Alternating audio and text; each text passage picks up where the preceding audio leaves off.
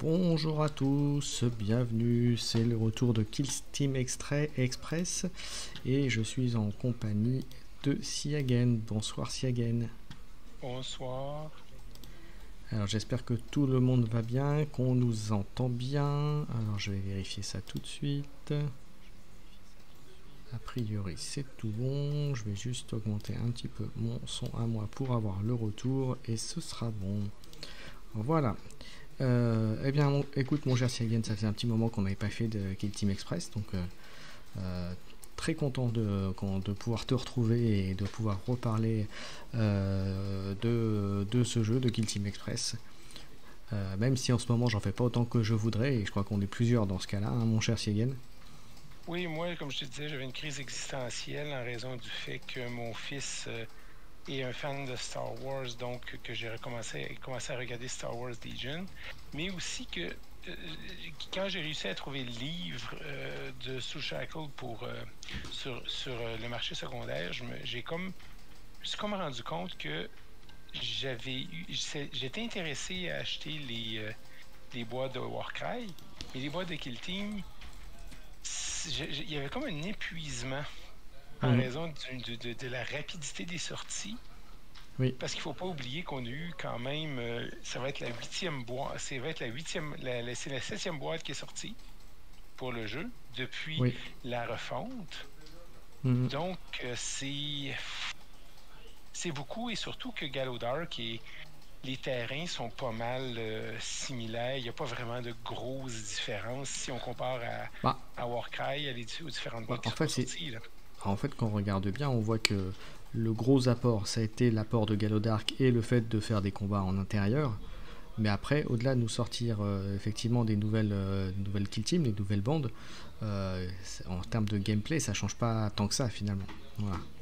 Et effectivement, et je discutais avec je suis allé en Angleterre pour d'autres raisons personnelles, et je discutais avec un des gestionnaires d'un des plus gros magasins Games Workshop, qui se trouvait être par hasard dans la ville où je devais aller pour le boulot. Et il me disait que Kill Team, je parlais des jeux d'escarmouche et des petits jeux de Game Workshop, il me disait que Kill Team, ça fonctionne extrêmement bien malgré la différence avec Warhammer 40K, parce que les gens peuvent réutiliser les mêmes figurines et peuvent réutiliser les figurines de 40K, que Warcry, c'était un peu un jeu qui avait une niche spéciale en raison des figurines qui étaient vraiment complètement d'une esthétique différente de ce qui était dans Age of Sigmar. Donc, je pense que pour les gens, s'ils se demandent sur le futur de Kill Team, ça devrait continuer, parce que la personne, c'est le gérant du plus gros magasin, d'un des plus gros magasins Game Workshop d'Angleterre. Donc, et puis surtout, puis si on regarde un petit peu, on voit que la communauté tournoyeur, on va dire, compétitive existe bien, qui a un noyau dur et constant, qui a régulièrement quand même des nouveaux joueurs, quoi qu'on en dise. Après, c'est sûr que ça n'a pas l'impact d'un 40 000, d'un AOS ou même d'un Blood Bowl, hein, si on va un peu plus loin. Non, la fin Blood Bowl, il me disait que c'était pas une place où Games Workshop faisait bien de l'argent, parce que les gens achètent le livre, livres quand il y en a besoin, mais ils n'achètent pas les équipes. Ouais, mais en termes de popularité, j'entends, voilà, c'est pas encore, on est loin de tout ça, quoi. Salut Nicorst, bienvenue. Voilà, donc... Lui, il me disait que qu'il l'étonnait, que c'était vraiment bien la façon pour Kill Team. Donc, le futur de Kill Team semble être certain, et que Kill Workshop va continuer de prendre de l'expansion. Cependant, moi, de mon côté, ce que je trouvais, c'est que je n'ai pas la nouveauté des équipes. Si je regarde les Dark Eldar, qui sont vraiment très similaires aux standards, si on compare aux arbitres qui sont vraiment différents, on n'a pas la fraîcheur de Warcry avec les deux différentes bandes. Bah, c'est ça, et puis même quand on compare à Warcry, même en termes de décor, moi je suis pas un fan de la dernière saison de Warcry, mais ça a quand même rien à voir avec ce qu'il y avait avant, voilà, avec les mausolées, avec voilà, même si a priori des leaks qu'on a pu voir, la prochaine boîte sera une boîte effectivement de crypte d'intérieur, de ce qu'on a pu voir, hein, mon cher Siegel. Oui. Mais il n'empêche que voilà, c'est quand même, ça change vraiment. Alors, à notre défense, comme on disait tout à l'heure, Galodark a amené les combats en intérieur, donc c'est quand même une plus-value. Mais c'est vrai qu'en termes de décor, voilà, bah, c'est sympa, mais c'est que des murs. Donc voilà. Est-ce qu'on avait besoin de 4 boîtes? C'est la question de Galodark. Voilà, parce que effectivement dans les 4 boîtes, il n'y a pas énormément de choses en plus. C'est que des, comme je dis, c'est après c'est la partie futuriste qui veut ça, mais je pense qu'il y avait tellement mieux à faire que ça. Salut mon Bélix. Mais ce qui arrive aussi, c'est que là, les rumeurs de Space Hulk commencent sur le Warhammer Communauté. Il y a eu des images, un d'un tyrannide qui regarde un Terminator et d'un Terminator qui regarde un tyrannide. À savoir, est-ce que ça... Moi, je crois que ce sera un jeu indépendant qui va probablement réutiliser les décors de Galodark, qui ont été aussi pour les boarding action à 500 points de Warhammer 40 000.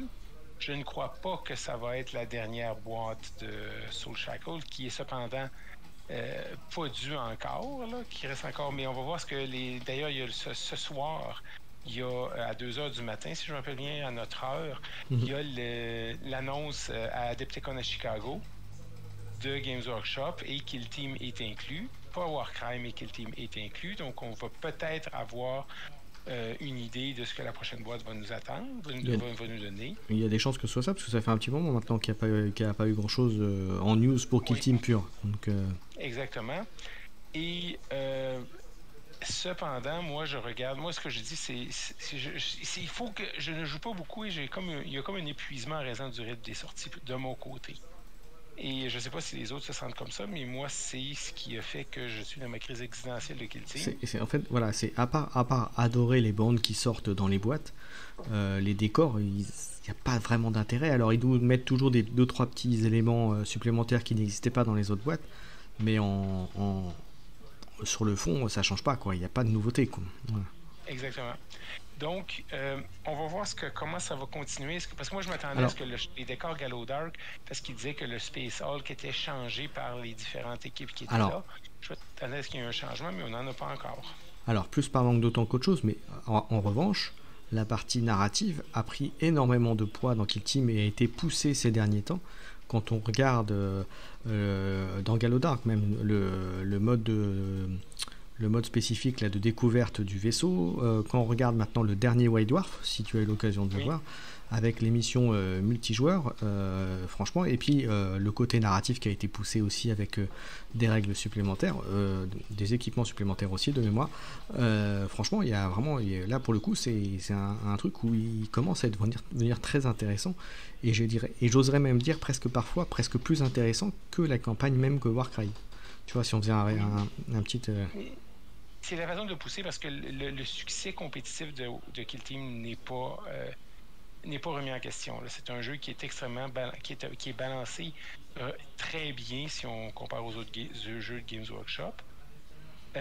Cependant, moi, c'est seulement un petit peu... Peut-être c'est l'épuisement parce que je suis Kill Team depuis la sortie de l'ancienne version. Oui, exactement. Donc, peut-être que c'est le rythme des sorties qui c'est d'ailleurs, moi je l'ai contesté plusieurs fois, j'ai des joueurs Kill Team V2 qui ont été déçus par la V2 et qui sont revenus sur la V1 et qui jouent même en cercle fermé, mais qui jouent en V1. Donc, enfin, 10 V1. Le problème, c'est que les deux jeux attirent deux différents types de joueurs. Parce que si on est un joueur qui aime faire des choses, la V2, c'est vraiment, il faut jouer stratégique, il faut se cacher. Il y a des tours et il se passe rien. Parce que vous cachez vos figurines et vous cherchez d'aller chercher vos objectifs et de ne pas vous faire tirer.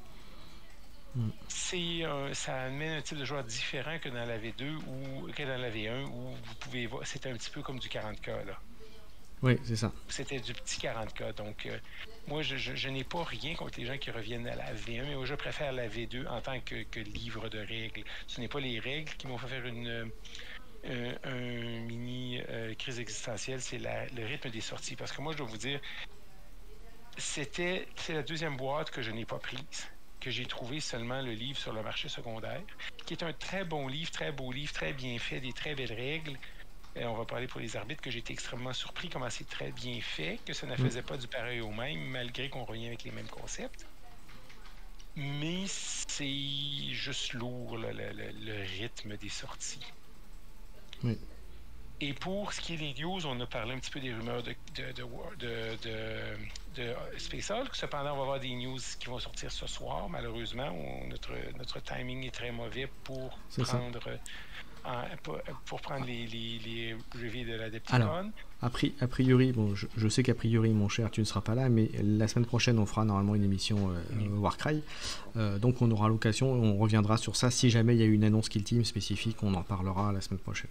Voilà. Ou Exactement. lors Et de notre prochaine émission, sinon. Voilà. Mais là, on va prendre les annonces Warcry parce qu'il y a des fuites qui ont été faites. Je les ai placées sur le Kill Team Express. Une des deux fuites. La première fuite, c'est qu'il va y avoir une mini boîte qui va sortir avec 2 bandes de Underworld, les vampires et la bande la plus récente des Stormcast. Oui. Et quelques petits décors, les pions et un tapis, si je me rappelle bien. Pas vraiment je pense que c'est vraiment un plateau de jeu Warcry. Donc ça va permettre à des gens, et pendant que les règles et tout ça, ça va permettre d'être plus abordable. Peut-être que ça va être quelque chose qui va sortir à 60-70 euros.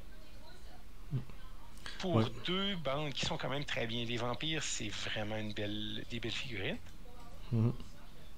Et pour que les gens puissent commencer à jouer à Warcry, peut-être les gens qui ne veulent pas s'acheter tout le paquet de décors qui va avec. Et après ça, il y a la dernière boîte, Nightmare Quest, qui va sortir et qu'on a vu, je pense en espagnol, la page couverture sur laquelle il y a des Stormcast, qui sont probablement des chevaliers errants Stormcast. Oui. Et une de mes factions préférées, les Flesh Eater Court. Oui, exactement. Les ghouls bretonniennes. C'est ça, exactement. Et ça risque d'être très intéressant. On a vu la bande de Stormcast. Ils sont effectivement très bien avec des spécificités qui sont... c'est des concepts qui existent déjà sur les Stormcast, mais réinventés. Mais j'ai pas vu beaucoup de choses sur les Flesh Eater Court et c'est ce qui m'intéresse vraiment. Oui, aujourd'hui, il n'y a pas eu grand-chose. Après, il y a eu les bandes Underworld qui étaient sorties, qui ont permis de se faire des choses, mais c'est vrai qu'en termes de sortie pure Warcry, les Flesh Eaters, il n'y avait pas grand-chose. Ouais. Mais c'est quand même une bande relativement efficace, qui avait accès à beaucoup d'outils, qui pouvait jouer sur plusieurs tableaux. Donc, c'était pas vraiment quelque chose qu'on avait vraiment besoin de rajouter. La bande Flesh Eater, ça peut être en tournoi, ça peut être en compétitif, ça peut être très bon. Et aussi en narratif, il y a beaucoup de choix de figurines et de belles combinaisons qu'on peut faire et d'options de jeu avec eux.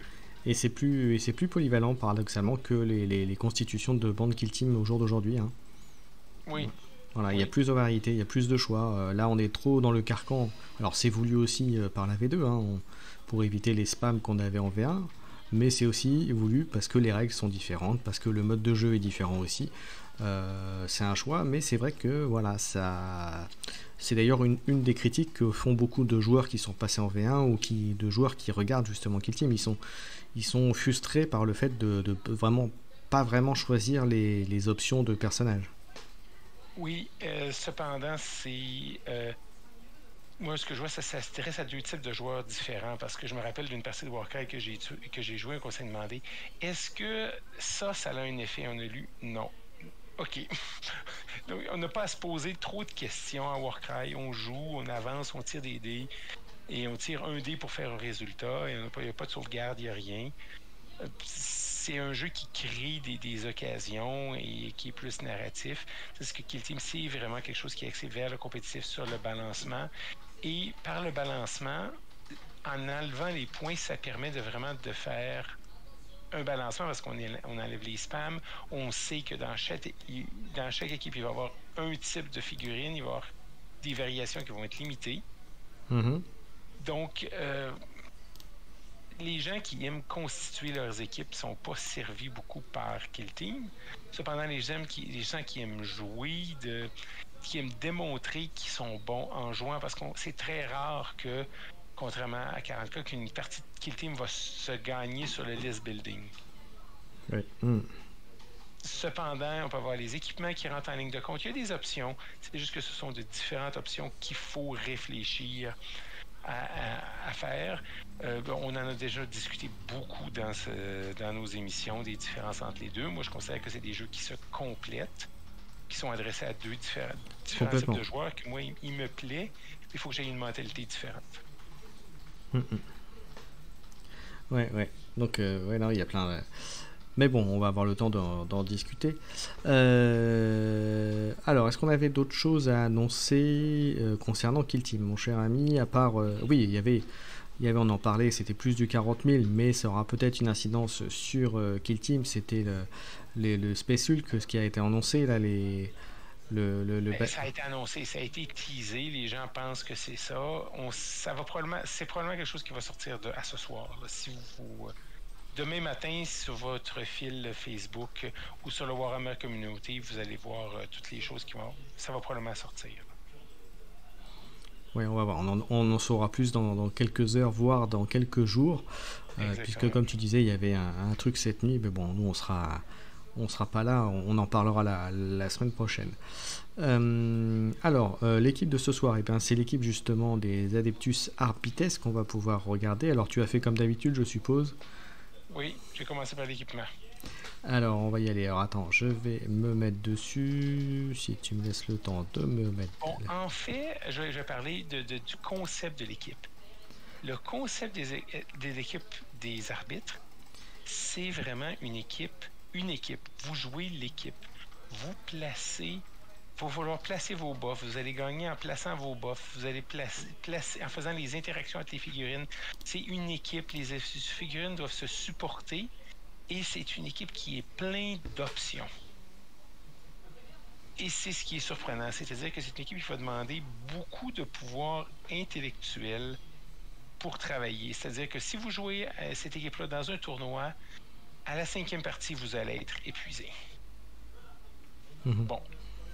Quand on parle des équipements, écoutez, moi je trouve que les équipements, dans le bon, il y a le pistolet, qui est le premier en bas. Oui. Parce que le shoot pistol permet de donner à une des meilleures figurines qu'on peut spammer une option de tir. Oui. Vous pouvez aussi mettre votre chef avec une option de corps à corps avec ça pour lui donner une option de tir. C'est très bien.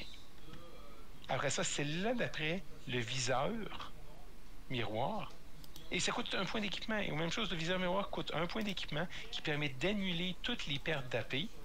Et comme c'est écrit, et je sais pas si... J'ai pas vérifié cependant s'il y avait un FAQ, il faudrait peut-être que je regarde en même temps que je vous parle. Et comme c'est écrit, ça annulerait les pertes d'AP liées aux blessures. Ça, c'est fort. Et surtout quand vous avez une équipe qui est à 2 AP. De pouvoir enlever les pertes d'AP, enlever les debuffs, c'est extrêmement fort. Pour 1 point, vous pouvez équiper toute votre bande avec ça. Parce que vous pouvez avoir jusqu'à 11 figurines. Vous pouvez avoir équipé presque toute votre bande, c'est-à-dire que vous allez avoir 10 figurines plus le chien, et le chien ne peut pas prendre d'équipement. Il n'y a pas de fac. Je viens de vérifier en pendant que je vous parle, il n'y a pas de fac là-dessus. Et c'est extrêmement fort et c'est extrêmement bon. Après ça, dans le bon, il y a, pour les gens qui me connaissent vont le savoir, que ça arrive et s'y attendaient, les 2 grenades. La grenade à fragmentation et la grenade crack, qui sont encore là excellentes. Dans le buff, pas parce que c'est mauvais, le pouvoir est très bien, mais parce que c'est situationnel, les menottes. Parce que les menottes vous permettent carrément, tant que vous êtes, de faire un pin d'une figurine que tant que vous êtes à côté d'elle, elle ne peut rien faire. Et que personne ne vient la libérer, elle ne peut rien faire. Cependant, ce sont limités aux figurines qui ont 7 points de vie au départ. Donc, pas d'Arlequin et pas de Space Marine. C'est ça. Et après, il y a plein d'autres figurines aussi qui vont être au-dessus de 7 points de vie. Hein. Exactement. Même dans les Astra Militarum, même dans les trucs, il y en a pas mal qui sont notamment les leaders.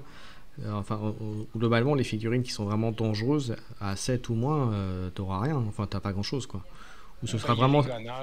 Voilà. C'est situationnel. C'est situationnel, comme je dis. Exactement. Et puis en plus, ce n'est pas mauvais. Voilà. Et en plus, l'autre défaut, on va dire, c'est que ça oblige l'autre à rester pas loin du personnage. Voilà. Oui, mais si vous avez quelqu'un que vous pouvez faire ça, et après ça, vous bloquez.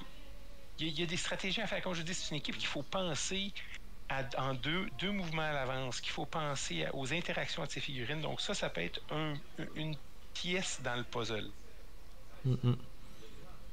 Après ça, l'autre, le stroboscope. Alors, le stroboscope. Oui. C'est celui en bas du juste en dessous, ok, oui. Oui. Ça permet de empêcher les relances de dés, mais c'est en dedans de 6 pouces, en dedans de 2 pouces. Il y a plein de conditions. J'imagine que dans Gallowdark, ça peut être extrêmement facile à utiliser. Cependant, c'est très situationnel et ça dépend de votre équipe. Si vous avez une équipe genre de tyrannide qui ne fait que vous venir au corps à corps, ça va être complètement inutile. Oui. Et dans les burks, et ça, les gens qui me connaissent vont l'avoir vu venir, il y a la grenade à fragmentation. La grenade à stun. Parce que c'est 3 points d'équipement extrêmement chers. OK, c'est pas limité, mais ça vous donne, c'est en bas, la grenade assommante stun grenade. Ça vous donne seulement 50% de chance d'assommer votre adversaire. Pour ceux qui nous suivent dans d'autres bandes de Kill Team, il y avait déjà ce type de grenade et Siagen a fait exactement le même commentaire.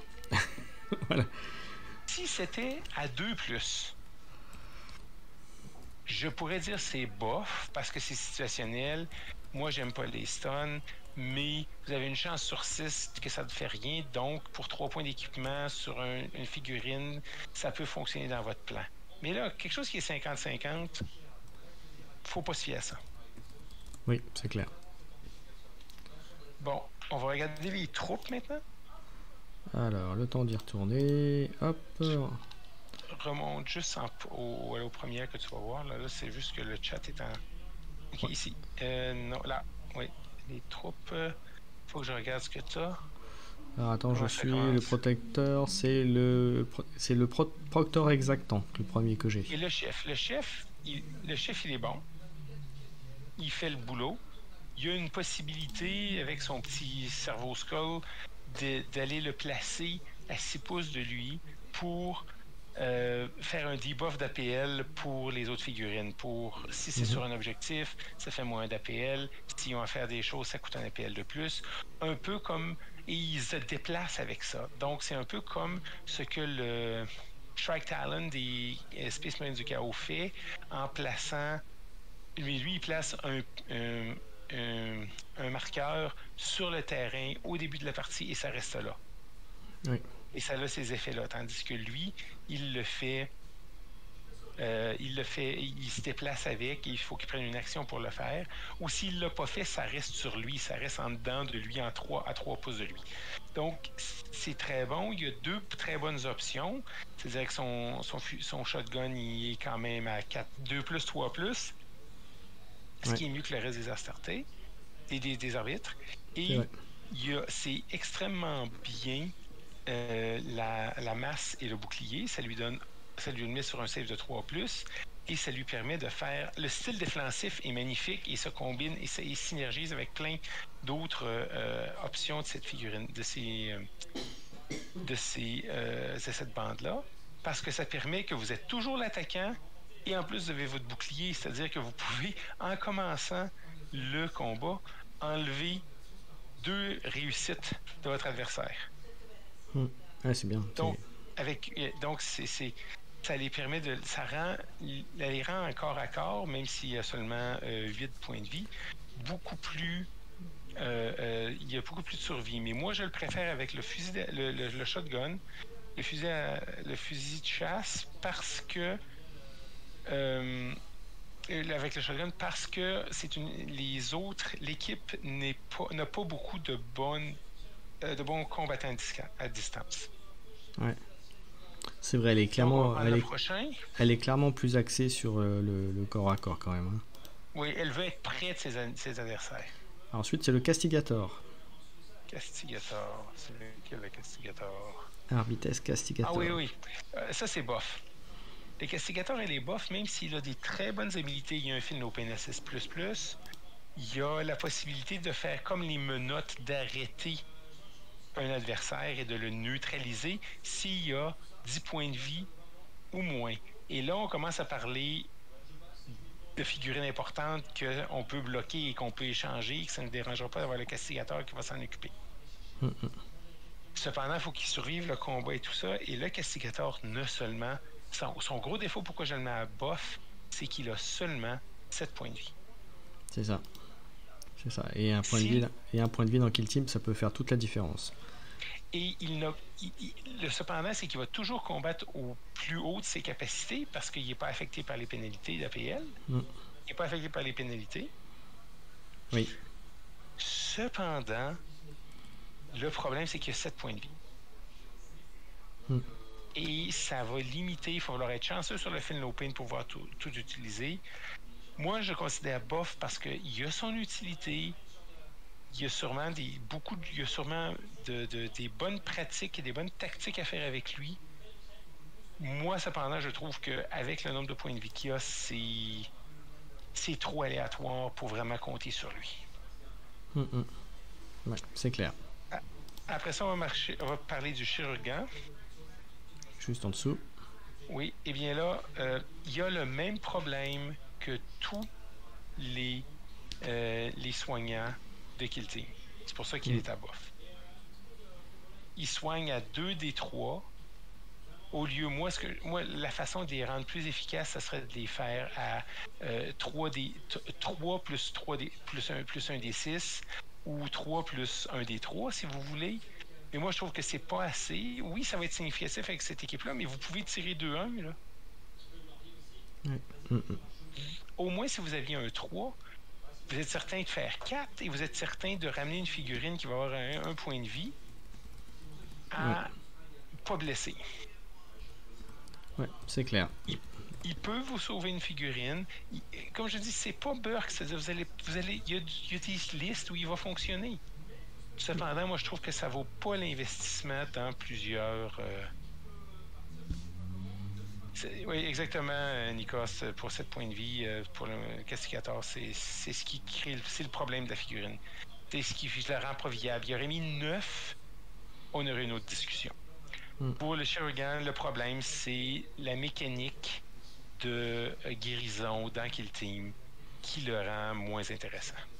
Donc, passons à un autre. Hop, il retourne. Et voilà, on passe à Arbites Gunner. Oui, alors, les Gunners, les 2 qui valent la peine, c'est celui avec le lance-grenade, qui c'est une grenade crack.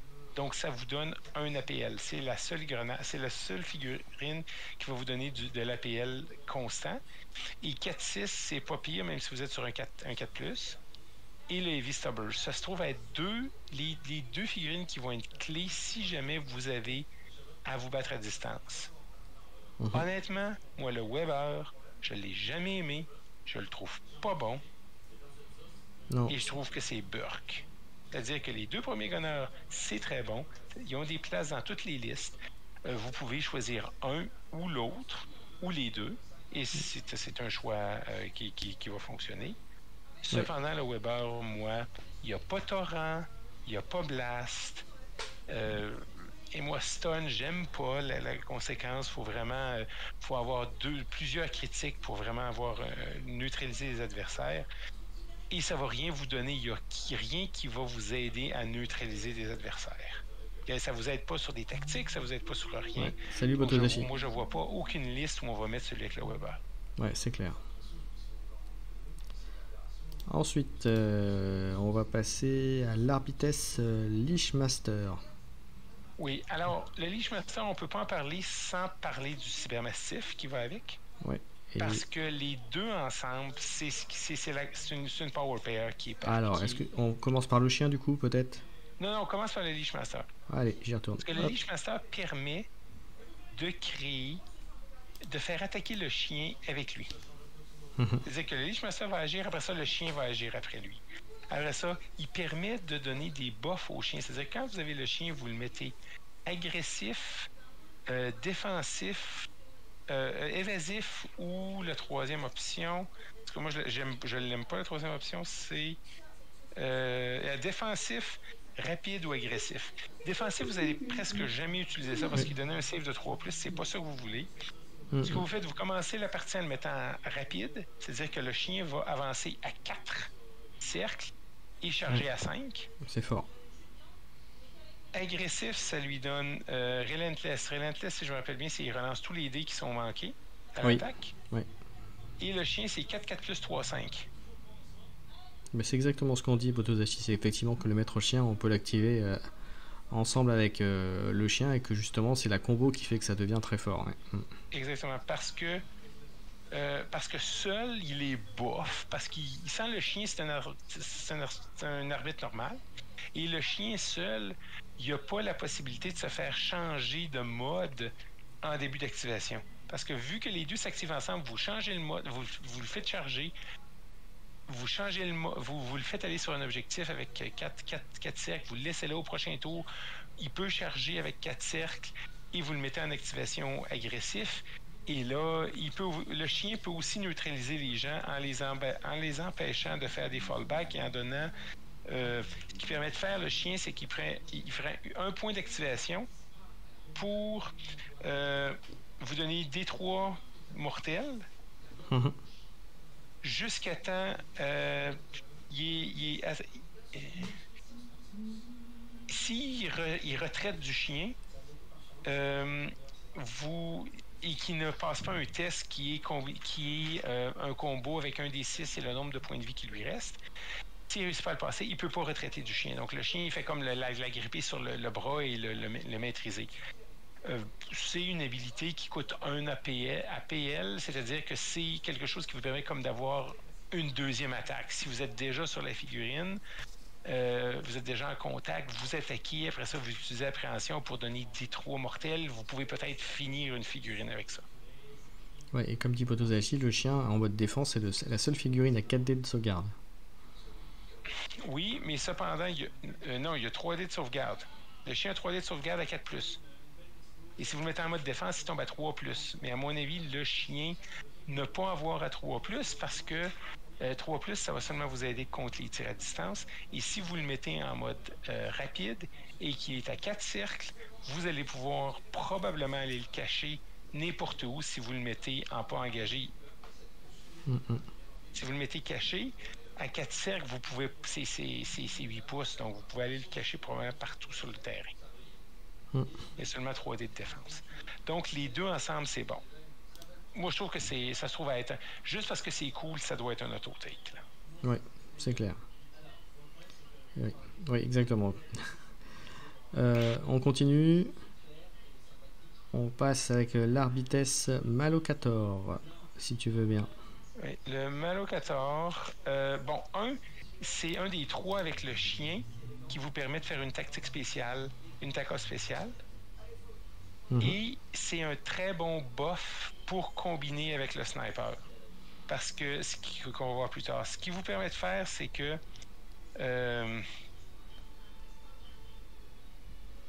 vous transformez un de vos pour 1 point d'APL si jusqu'à la fin d'un tournant, chaque fois que quelqu'un tire sur un ennemi, il peut transformer un jet normal en jet critique. Aussi, il vous permet de faire des actions de mission et des actions pour ramasser à un APL de moins. Ça, c'est toujours pratique. Oui, c'est pratique, surtout sur une équipe à 2 d'APL. Donc, c'est une bonne pièce utilitaire et qui combine très bien avec le sniper, parce que le sniper, il y a un fusil sniper qui fait des mortels sur les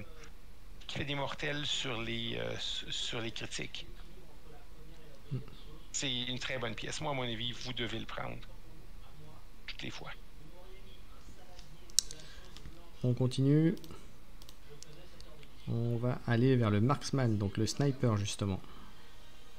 C'est un auto-take. C'est une très bonne une pièce qui peut rester sur place, qui tire silencieux, qui peut se donner un bonus lui-même, c'est-à-dire qu'il ne bouge pas et qu'il tire. qui réussit à avoir balancé et no cover. Balancer, ça va permettre de rejeter un dé. Donc, c'est 4 ou 3 mortels 1. Moi, honnêtement, vous devez l'avoir parce que c'est une menace à distance qui va très bien fonctionner, qui vous permet de contrôler une partie du terrain. En Galodog, je ne sais pas son utilité, mais s'il y a des grandes pièces ou des grands corridors, vous le mettez au bout, caché à quelque part. Après, ça peut être une menace. Tu le mets effectivement à un bout de couloir. Et puis ici, généralement, quand on regarde les placements de terrain de Galodark, on voit que souvent, tu as un axe central ou une zone centrale. On le met dans cet axe-là et il peut shooter n'importe tout ce qui va bouger, on va dire. Voilà. Attention toutefois, puisque généralement, il y a des portes, il y a des corridors, des machins, qui fait que il peut très vite se faire déborder, comme on dit vulgairement. Voilà. Oui, mais cependant, c'est... Oui, exactement. Botozai, celle-là, le Malocator, il y a 3 figurines qui peuvent utiliser cette TACA spéciale. Donc, TACA spéciale. Donc, si vous la planifiez de la prendre dans votre main, vous devez l'utiliser. Mais le sniper, comme je dis, vous devez le prendre pour au moins garder votre adversaire honnête et quelqu'un qui peut tirer en étant caché, c'est chiant. Et ça force votre adversaire à jouer d'une autre façon. Donc, ça vous le prend absolument et c'est une très bonne pièce. Et ce que j'aime aussi, c'est que c'est un sniper qui est différent. On n'a pas fait, et c'est un thème qui revient souvent dans cette équipe, qu'on a des choses qu'on reconnaît, sauf le médic qui est complètement la même chose que tous les autres médics. Mais si on regarde le Malicator, qui est le gars qui vous buff, qui donne des buffs à des autres figurines et qui peut faire des actions gratuites. On a rarement vu ça, cette combinaison-là. Le Marksman qui a une habilité qui lui permet d'avoir gagné balancé et no cover. C'est une autre chose. Il y en avait que ça permet de gagner silencieux s'il ne bougeait pas. Ou il y avait d'autres options. Donc, on revient avec les mêmes concepts, mais on les change assez pour donner une saveur à cette équipe-là. Et c'est comme une ligne démarquante tout le long de cette équipe. C'est clair. Donc, on va aller au prochain. Ouais. Alors, hop, je me mets dessus. Toc, toc, toc. Et on passe au Révélatum. Le Révélatum, qui est aussi une des 3 figurines avec le chien, c'est-à-dire le Malocator, le Révélatum et le chien, qui sont capables de faire lock spécial. Et lui, c'est votre scout. C'est-à-dire qu'il y a un pistolet qui fait 3, un Mortal 3, qui touche sur 3, c'est-à-dire que c'est mieux que la majorité des gens. Et le pistolet n'a pas de limite de range. Et aussi, ce qui permet, c'est qu'au début, il peut faire une action spéciale, un mouvement normal, c'est-à-dire jusqu'à 3 cercles, comme s'il avait vol pour aller se placer sur le terrain. Et en plus, il a une espèce de mini ospec. C'est-à-dire que s'il prend une unité en 6 pouces et qu'il y a un ennemi qui est une unité ennemie qui est en 3 pouces de lui qui tire sur cette unité ennemie-là, alors là, l'unité ennemie est considérée comme ayant un ordre engagé. Ça, c'est bien. Ça, c'est oui, enlever un ordre engagé, c'est comme un mini-ospec. Donc, encore, c'est une figurine qui est votre scout, qui a un mouvement pré-tournant, pré-début de partie. Et en plus, qui a un ospec, c'est encore une saveur qu'on n'avait pas vue dans d'autres. L'ospec est moins fort que celui des Space Marines, qui permet qui n'a absolument pas de range, mais c'est bien balancé dans le concept. L'arme est relativement différente pour lui donner un rôle. Donc, c'est une unité qui a un rôle. Et moi, j'adore là, comment c'est fait. Là. C'est une figurine que vous allez prendre de toute façon parce que vous enlevez, mettre quelqu'un sur une ordre engagée, là, c'est un pouvoir qu'on veut toujours. Oui, c'est clair. Alors ensuite, on a quoi? On a le Subductor. Le Subductor qui est... Tout dans la finesse. Le Subductor qui est votre meilleur troufion. Si vous voulez spammer ça, là, mes amis, là, ça va être plaisant. Il y a une sauvegarde de 3+. Il y a l'option encore à corps. Vous pouvez pour 1 point d'équipement lui donner le pistolet, donc il va pouvoir tirer en dedans de 6 pouces. Et il ne faut pas oublier que le pouvoir spécial des arbitres, qui s'appelle Ruthless Efficiency, efficacité brutale, vous permet que si un ennemi est engagé avec un de vos figurines, n'importe quelle figurine dans 6 pouces de ce combat-là peut tirer sur l'ennemi. Donc, les subdicateurs, vous pouvez les coller sur vos adversaires pour les piner. Et après ça, ces unités-là, les subdicteurs, ils sont, malgré qu'ils ont seulement 7 points de vie, ils sont quand même assez solides parce qu'ils ont un combat corps à corps. Ils ont une capacité de combat corps à corps de 4+, OK, 4D sur 4+, mais avec leur bouclier, s'ils sont en mode défensif, ce qu'ils font, c'est que ils sont tout le temps l'attaquant et ils peuvent bloquer avec 2 succès avec un succès. Et moi, honnêtement, le mode offensif, juste d'assommer, ça m'excite pas. Là. Donc, moi, je les mettrais tout le temps en mode défensif avec un pistolet, donc ils peuvent tirer si jamais vous n'êtes pas au corps à corps. Et après ça, vous les supportez. Et les gens qui sont dans le 96 pouces 2 peuvent venir tirer dans le combat pour finir l'adversaire. Ouais. C'est des bonnes combinaisons. Et moi, c'est le meilleur troufion. Là. Moi, j'en mets tout le temps. Oui, pour bloquer un corridor ou un axe de progression. Cependant, il ne faut pas oublier, c'est seulement 7 points de vie. Oui, c'est ça. C'est un Space Marine à 13 points de vie. Je vous dis, ça, c'est un... Vous pouvez faire une belle barricade avec lui, mais lui, il a 7 points de vie. Il a beau être sur 3+, il a beau... Mais encore à corps, il y a seulement 4+, 4D à 4+, c'est pas le Pérou. Non, c'est clair. Il peut survivre, mais planifier encore. Les arbitres, il faut qu'ils supportent entre eux. Il faut que vous ayez un plan. Il faut que vous créiez des mini-équipes dans votre équipe pour y aller. Bon, le Digilant, moi, je l'ai mis à Burke. Parce que c'est une unité que je ne prendrais pas. Ouais, il a pas grand-chose pour lui, en fait, hein, effectivement, par rapport aux autres. Et si je prends au subducteur, à moins que je me trouve dans une situation où je vois pas où je peux utiliser mon subducteur de bonne façon, moi, je n'utiliserai pas ça. Il amène rien. Il amène rien. Tout le monde a à peu près la même... Tout le monde a ces 2 armes-là dans l'équipe. Il n'y a rien, il n'y a pas une caractéristique spéciale qui lui permet de se distinguer. Et un subducteur pour un point d'équipement, il est quasiment aussi efficace que lui. Ouais, c'est ça. Il est plus efficace au corps à corps, puis à distance, au moins, il y a une option. Parce que c'est pas le Pérou, là, à 4+, si je me rappelle bien. 4+, pour le tir, c'est 5+ à long range. C'est-à-dire 4, 5+, 2, 2, là, vous n'allez pas faire beaucoup de dommages avec ça. Le Vox Signifier, c'est un communicateur, c'est quelqu'un qui donne un boost d'1 d'APL à quelqu'un, qui n'est pas limité, si je me rappelle bien, c'est pas limité à ligne de vue, c'est pas limité à 6 pouces. Visible, c'est visible. Et ils peuvent pas le donner au chien. C'est la seule chose, parce que ça aurait été une combo trop fort si vous pouvez le donner au chien. Ouais, c'est clair. Mais écoutez, quelqu'un avec communicateur, c'est toujours extrêmement pratique quand on a des 2 APL. Donc, c'est quelqu'un qu'il faut vraiment considérer mettre dans son équipe. Moi, je considère son auto-take parce que vous allez, à un certain moment donné, avoir besoin de quelqu'un qui va retraiter et tirer, ou quelqu'un qui va bouger, tirer, ou quelqu'un qui va avoir besoin de se battre et qui va avoir encore une option, donc il va pouvoir bouger, peut-être tirer. Donc, il y a toujours une situation où vous allez avoir besoin d'un 3 d'APL pour peut-être gagner la partie, et lui, vous le permettre de l'avoir. C'est clair. Alors, ensuite, on arrive au petit chien. Le chien, mais c'est bon, là, écoutez, là, il est pas...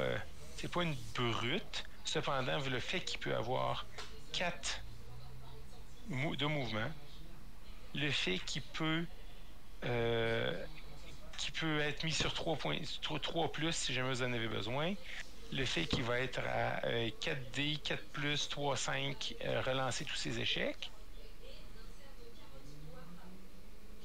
il fait le travail, là. C'est une belle pièce utilitaire qui peut délivrer, qui peut faire un beau dommage. Et avec le maître chien qui fait des belles combinaisons, c'est-à-dire que vous pouvez agir le maître chien et vous faites agir le chien après. Ou vous ne faites pas agir le chien après. Si vous voulez plus d'activation et garder votre chien pour la fin, vous n'êtes pas forcé, mais si vous avez besoin, admettons, d'amener le maître chien à un endroit, se faire se battre contre une autre figurine, ou de se faire tirer sur une figurine pour l'amollir, après ça, le chien la charge, votre adversaire ne peut pas répondre à ça. Oui, c'est clair. Alors ensuite, on avait quoi? On avait... Et bien on arrive à la fin, après on passe au... Bonzaï, de quoi tu parles pour 3 ou 2? Il y a 3 cercles, il peut y avoir jusqu'à 4 cercles. Et 3 non, je pensais plus... je pense qu'il parlait c'était il y a un petit moment, c'était lorsque tu parlais des 3 figurines qui pouvaient activer la tactique. Oui, voilà. Oui, non, c'est 2 avec le chien. Donc moi, le chien, je le compte quand même comme une figurine. Donc c'est pour ça que je parle des 3 figurines. Ok. Après, on est sur les TACOPS. Et sinon... TACOPS. Non, là, on est à... non, ça, c'est des TACOPS. Bon, il faut savoir que les arbitres, ils ont sécurité et Seek and Destroy. Ils ont les options, les meilleures options du jeu. Parce que sécurité, ça vous permet de jouer sans vraiment considérer votre adversaire. Et Seek and Destroy, si vous vous prenez contre les vétérans de garde ou contre des unités fragiles, vous pouvez l'utiliser aussi. Et en plus, ils ont des stratégies, des TACOPS qui synergisent parfaitement avec ces deux types de TACOPS. Si on regarde, moi, je trouve que Seize or Incapacitate, la première, qui vous permet de vous pointer, vous décidez une figurine. Après ça, si vous l'éliminez, elle devient un jeton. Et après ça, si un de vos arbitres a le jeton en fin de partie et est encore en vie, donc vous avez un deuxième point de victoire.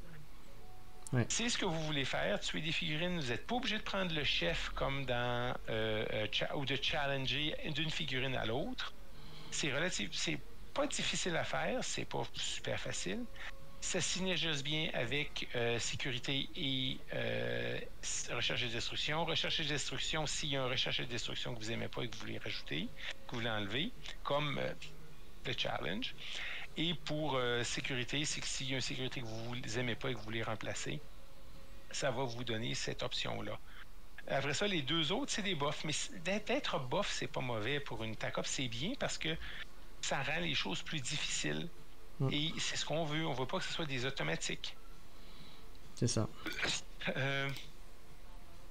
Bon, de un, Contain Threat, il y a même des gens qui pourraient dire que c'est burk. Moi, je trouve que c'est buff parce que ça synergise bien avec sécurité. C'est-à-dire qu'il faut que vos adversaires demeurent en dedans de 6 pouces de leur zone de déploiement ou en dedans de 2 pouces d'une de vos figurines.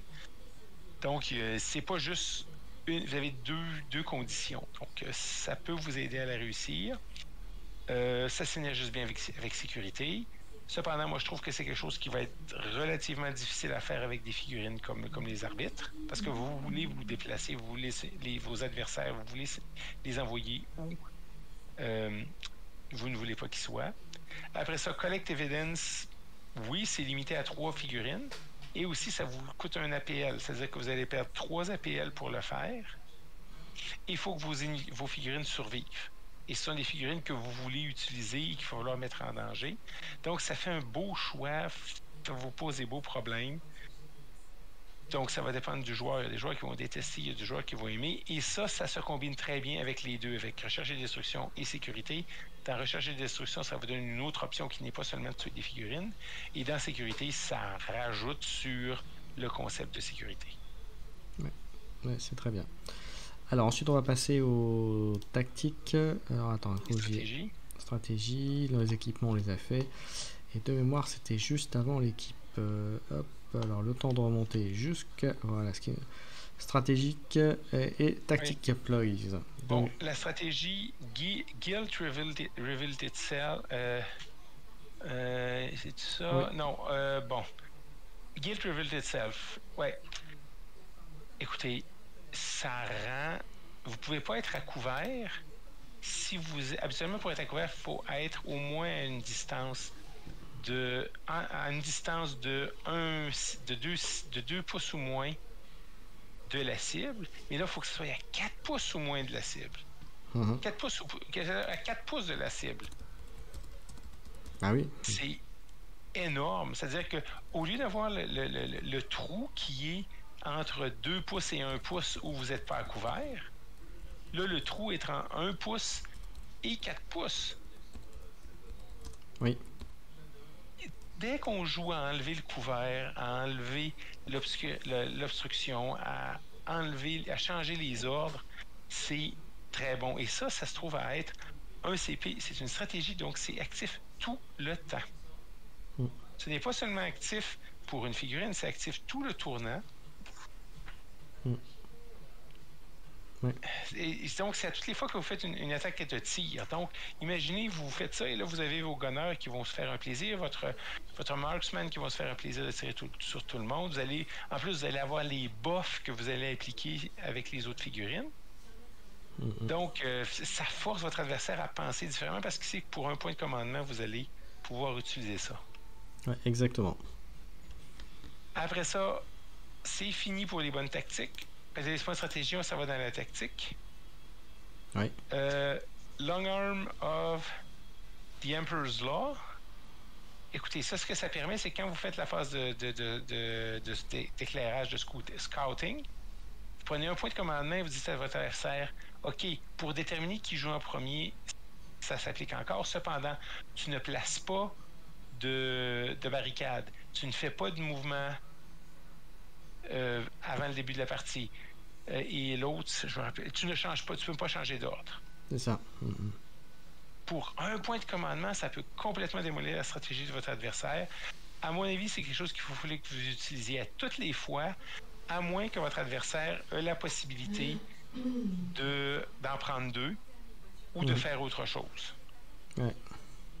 Moi, je sais que si quelqu'un me jouait ça avec mes Space Marines du Chaos, ça change la donne en maudit. Là. C'est ça. Et puis sur les équipes qui ont l'équivalent un peu de frappe en profondeur, en tout cas de pouvoir mettre des unités en avant, ça peut tout de suite mettre en difficulté le joueur. Ça ne change pas une frappe en profondeur ou quelque chose mais là où le joueur pouvait espérer remettre un allié, une autre figurine à proximité pour aider, là c'est plus le cas. Donc il faudra faire attention à son placement. Voilà. Exactement, ça c'est bien. Après ça, le premier, l'autre après, le Brutal Backup, qui est le support brutal. Ça vous permet de faire c'est-à-dire que si vous avez une unité qui en supporte une autre dans un combat, quand le combat est fini, votre deuxième unité peut attaquer directement pour un point de commandement. Donc, c'est parfait pour les figurines, pour les arbitres, parce qu'ils n'ont pas le pouvoir de frappe qui est très fort. Mais là, ça vous permet de donner une activation de 2 à ces 2 figurines-là. Et si vous jouez vos pions comme il faut, ça vous permet d'éliminer une figurine qui aurait resté en vie autrement, parce que vous n'êtes pas capable de l'avoir. Et après ça, l'ordre d'exécution.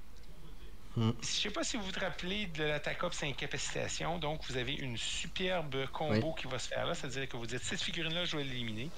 Et là, ce que vous faites, c'est que quand votre chef est activé, s'il voit la figurine, line of sight, il peut le faire. Et à ce moment-là, pour le reste du combat, et vous pouvez seulement utiliser ça une fois, pour le reste de la partie, tous vos figurines qui vont attaquer cette figurine-là vont relancer tous leurs dés. Un ou tous leurs dés. Ouais. Quand ils vont l'attaquer. Donc, ça vous permet d'éliminer une figurine. Si vous voulez que quelqu'un parte... Ça permet d'optimiser surtout CG. D'optimiser CG, de fiabiliser... Excuse-moi, vas-y. Pardon? Non, vas-y. Non, vas-y, toi. Non, je disais, ça permettait d'optimiser son jet de dés et surtout de le fiabiliser et de faire du quasi 100% de réussite, quoi. À peu de choses près, quoi. Oui, vous avez seulement besoin d'un critique pour vous débarrasser de cette figurine-là, mais relancez puis cherchez votre critique. Donc, c'est très bon. Dans le buff, il y a dans la stratégie Exact Punishment qui vous permet de faire une Free Fight Action. C'est si quelqu'un vous attaque ou quelqu'un vous tire dessus et il est en dedans de 3 pouces de vous. Ouais.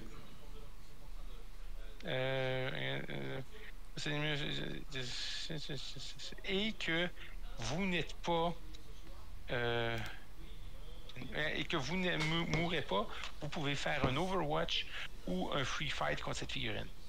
Le problème, c'est qu'il faut survivre. C'est ça. Et vous avez 7 points de vie. Voilà, c'est une équipe qui est quand même assez fragile hein, en termes de points de vie, ouais.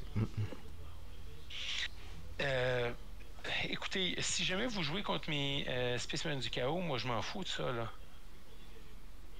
Parce que, tire-moi un Overwatch avec tes dés que tu vas me toucher que tu vas me coucher à 4 plus 3-3 que je vais pouvoir sauvegarder sur 3 plus. Et si je t'attaque au corps à corps, je vais probablement te tuer. Ouais, encore une fois. Encore une fois, parce que les figurines sont fragiles, 7 points de vie, ça fait peu. Hein. Quand on voit qu'elle a beaucoup de dégâts, c'est du 3-4 en moyenne. En gros, c'est 2 touches et la figurine est couchée, quoi.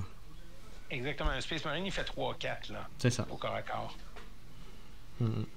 Même chose pour, regarde, si je regarde un intercesseur bien normal, c'est 3-4, 3-4, peu importe, à distance et au corps à corps. Donc, c'est bien dommage, ça va être très difficile de survivre. C'est une bonne tactique. Je suis juste sceptique à son application. Ça va être... si c'était sur un Space Marine ou une figurine à 10 points de vie, on pourrait toujours dire tu as une bonne chance de réussir, mais sur une figurine à 7 points de vie, là,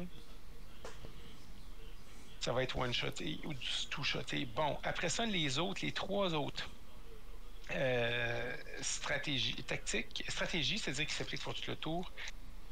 Immaculate Jurisdiction, Discipline Justice et Technical Discipline or Decree, Technical Decree. Le problème, c'est que ça vous permet, les 3 choses vous permettent de relancer seulement un dé, soit un dé d'attaque, soit un dé de combat, ou soit un dé de tir.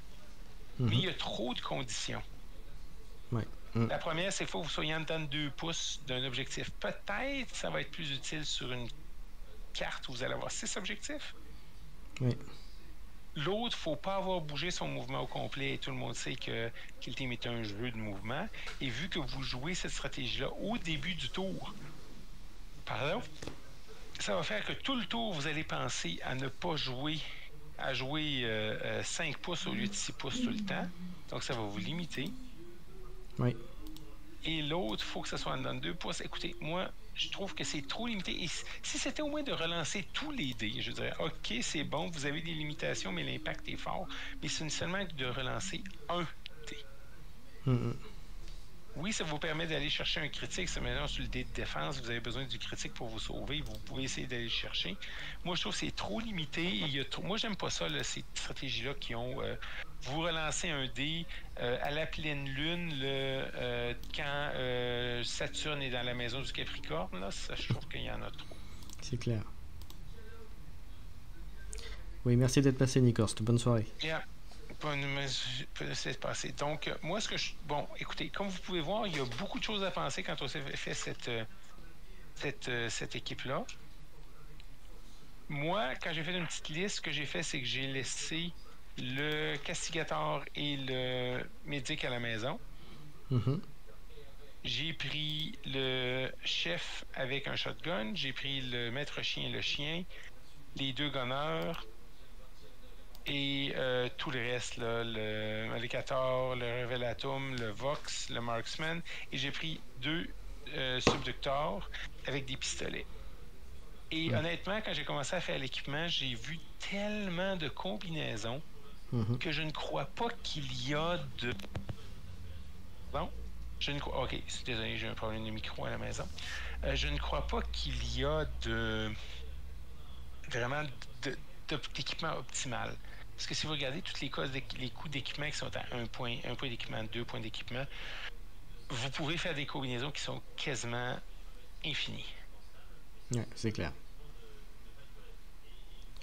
c'est vraiment, là, vous pouvez faire des combinaisons qui sont infinies. Vous pouvez prendre plus de subducteurs, vous pouvez prendre un chef avec un bouclier et un pistolet au lieu de comme j'ai pris avec le shotgun. Alors moi, de ce que je pense de cette Kill Team, c'est que je pense qu'elle est très efficace en mode Gallo Dark, en mode exploration de couloir. En revanche, sur un terrain plus extérieur, elle a ses chances, mais elle est quand même assez pénalisée parce qu'elle a une équipe très frontale et qui malheureusement en termes de points de vie tient pas la route. Voilà. Oui, et aussi, ils sont pas capables d'aller chercher 14 figurines comme les vétérans Krieg. Mais c'est une équipe pour...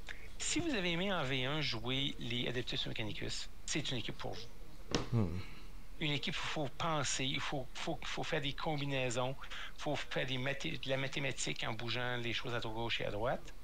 Oui, je pense que c'est une kill team qui, à mon sens, il faut savoir jouer très stratégique et ne pas hésiter à... Des fois, comme on dit, voilà, en stratégie, c'est se faire un sacrifice, mais pour avoir un meilleur effet derrière. Donc voilà. Ou faire des leurres aussi. Exactement. Il faut placer ses buffs, il faut s'assurer que vous savez où placer quoi, que vous avez des combinaisons. OK, là, lui, il va supporter mon sniper, lui, il va supporter lui là et lui là. Le chien, je vais l'envoyer là. Son rôle, il va avoir un mode défensif ou un mode rapide.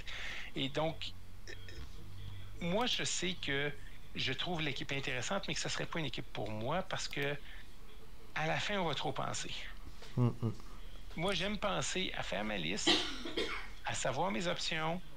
Et c'est pour ça que j'aime les intercesseurs, les spécialistes intercesseurs, parce que tu peux, avec les habilités de chapitre, faire ce que tu veux et là, tu as un vrai choix pour créer l'unité. Ouais. Et tu as des figurines qui sont capables de tout faire. Ils peuvent se battre, ils peuvent tirer. Il y en a certains qui ont des rôles, mais ils sont aussi capables de se défendre. Tandis que là, vous avez vraiment des rôles qui sont définis, qu'il faut que vous fassiez jouer. Et moi, c'est pas que je serais pas capable de la jouer, c'est juste que je serais trop épuisé à la fin de la partie à penser à tout plein de choses. Là. Mais si vous aimez les équipes où, si vous aimez jouer Con dans AOS avant l'ancien livre, là, où il faut penser aux buffs, aux bulles, aux aires d'accès, aux aires d'influence et des choses comme ça, c'est l'équipe pour vous parce que vous allez être récompensé par des interactions que vous allez savoir, mais que votre adversaire ne connaîtra pas parce qu'il ne connaît pas votre équipe. Et il va être surpris, pas parce que vous allez faire mais parce que lui, il n'aura pas pensé à cette interaction-là, il n'aura pas ajusté son jeu de la bonne façon. Et là, vous allez lui sortir un lapin de votre chapeau. Il va faire « Ah ouais, c'est vrai, vous pouvez faire ça. » Ça ne m'a pas aidé là-dessus. Donc, mais j'ai été surpris. Moi, je m'attendais à voir quelque chose qui n'était pas aussi subtil que ça, aussi qui ne réinventait pas le genre du sniper, de la pièce d'utilité, de la pièce debuff, autant que ça. J'avoue que j'étais agréablement surpris par cette kill team. Un petit peu aussi, j'avoue, par la kill team en face, les Eldar, même s'il n'y avait pas de grande révolution. Mais j'avoue que les Arbites, en termes de gameplay, d'intérêt de figurines, effectivement, c'est quand même très très sympa. Voilà. Après, ce qu'on peut reprocher, c'est qu'elle est difficile à trouver, donc il faut faire un peu d'intelligence et puis se trouver des figurines qui peuvent faire des kuntas, comme on dit, parce que c'est assez compliqué, parce qu'elle a été difficile à trouver sur le marché. Voilà. Mais attendez 1 mois, 2 mois, Games va la sortir. Voilà, en kill team indépendante, oui, comme ils ont fait pour les autres. C'est exactement ça. Il faut avoir un peu de patience. Et puis, l'avantage aussi alors là, pour le coup, c'est plutôt bien de la part de Games, c'est de nous les sortir effectivement après en boîte indépendante, et surtout vous, ça vous permet d'avoir un retour sur la kill team, savoir si elle est bien, si elle n'est pas bien, si ça correspond à votre gameplay par rapport, voilà, vous regardez les différentes vidéos de partie, les différentes analyses, les nôtres, ceux de faire d'autres chaînes, etc. Et ça vous donne l'idée de la kill team, et comme ça vous faites votre propre avis avant même de la prendre. Voilà, et puis au moins vous êtes sûr, au moins vous savez si c'est une kill team qui est faite pour vous ou pas, si vous allez aimer la jouer ou pas déjà. Voilà. Après, ça n'empêche pas que après vous, en la jouant, vous aurez aussi votre propre avis, mais au moins vous savez ce que vous prenez. Voilà. Exactement. Mais comme moi, qui me surprend, moi, ce que je veux dire encore mettre le point, ce qui me surprend, c'est la réinvention du genre. La réinvention du sniper, la réinvention de la pièce d'utilité, la combinaison avec le spec et des choses comme ça. C'est rafraîchissant et ça permet d'espérer, parce que les gens se plaignaient aussi, c'était une façon que ma crise existentielle allait, que ça venait comme les échecs, que toutes les pièces jouaient la même chose, que tu avais une pièce qui faisait ci, une pièce qui faisait ça. Ouais. Moi, ce que je trouve dans la situation actuelle, le problème est encore le soignant, le médic, le brancardier est un problème qu'il faut régler. Je suis d'accord avec toi. Mais à part ça, je suis super content de voir que on s'est donné de la peine pour essayer de réinventer les concepts et de les adapter pour leur donner un gameplay différent. Je suis pas une équipe pour moi, parce que je suis rendu trop vieux et trop paresseux pour penser à autant d'interactions quand je joue. Je suis complètement d'accord avec toi. Moi, il faut que ça se passe en face. Et ça va pas avec mon style de jeu où j'aime avoir des pièces polyvalentes. Cependant, les interactions et tout ça, quand vous maîtrisez vos interactions, vous maîtrisez vos listes, moi, je pense que même en terrain ouvert et pas dans Gallo Dark, ça va être quelque chose de difficile parce que juste leur option qu'ils peuvent décider, oups, maintenant tu es à couvert quand tu es à 4 pouces au lieu d'être à 2 pouces. Ouais. Ça change la donne. Et qu'ils peuvent vous sortir ça au début du tournant et là, il faut que vous pensiez, OK. Et moi, tu vois que ma kill team de Gellerpox, là, moi je pense qu'il se frotte les mains là, sur une arbitesse par contre. Ouais. Oui, mais c'est le seul problème qu'ils ont, effectivement, c'est le test de dommage. Comme on dit en anglais, le DPS. Le dommage par seconde. Voilà. C'est leur faible. Et même une kill team, je pense, de Tyrannide va leur faire très très mal aussi parce qu'ils vont se faire complètement. S'ils ont des cogneurs, vraiment des équipes pensées pour aller au corps à corps et qui font mal, même s'ils ont de la bonne résistance, même tout ça, moi les 7 points de vie c'est rédhibitoire. Voilà. Oui, mais ils sont capables d'aller chercher, de mettre 11 figurines sur le terrain. C'est ça.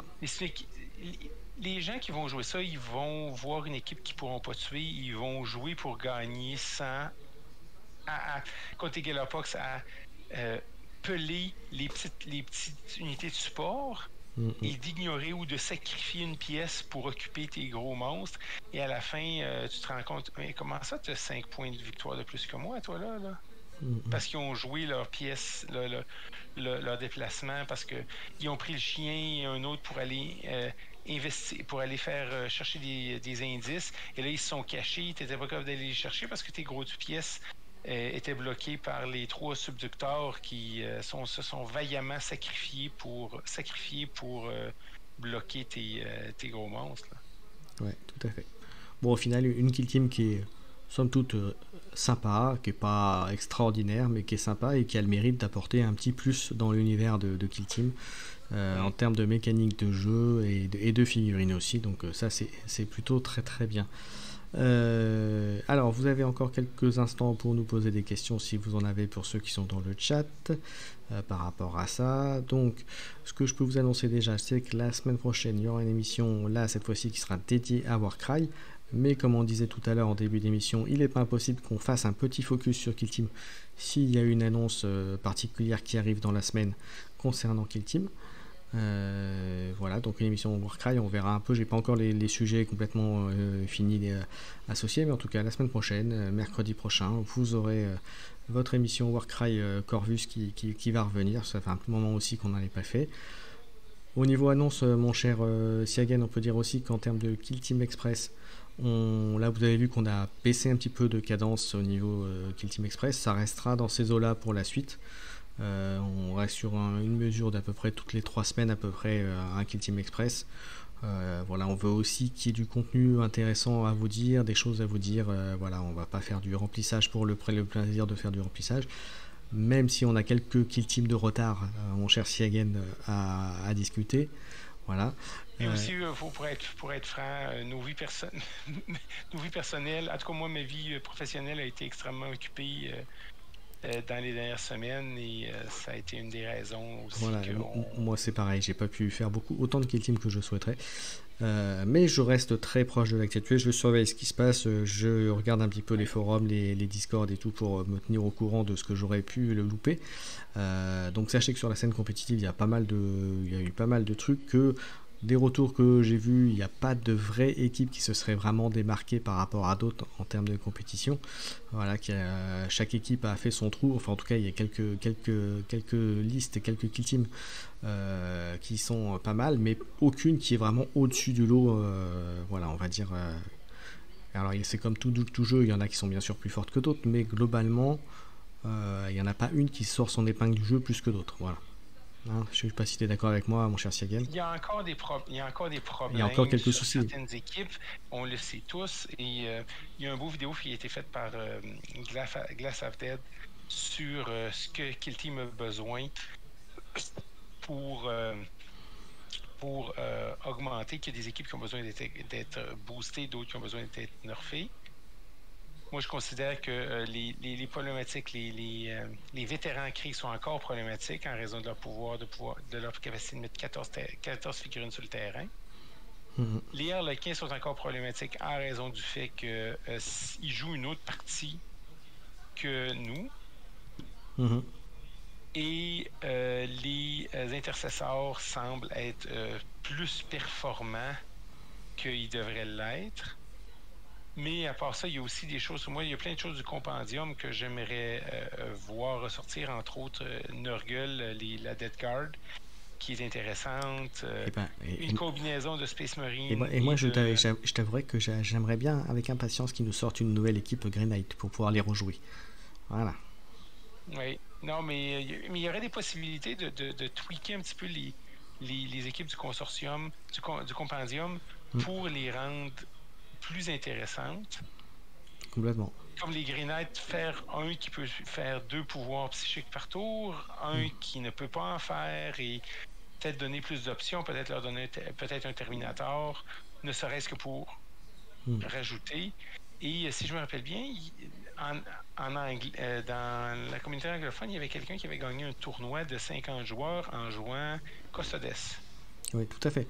Oui, les Custodes, on oublie, c'est encore une équipe Compendium qui existe et qui arrive à sortir son lot. Hein. Moi, j'ai vu il n'y a pas si longtemps que ça, je crois qu'il y a une semaine ou deux, il y a un ou deux tournois là où les Custodes étaient, alors pas forcément en tête, mais ils étaient dans les 3-4 premiers. Hein, donc, c'est capable de surprendre. Et c'est d'ailleurs dans beaucoup de jeux, hein, quand on regarde bien, même des fois, de reprendre des équipes anciennes qui ont un peu été oubliées, de les rejouer, de les ressortir, ça peut surprendre par rapport à l'efficacité que ça peut apporter.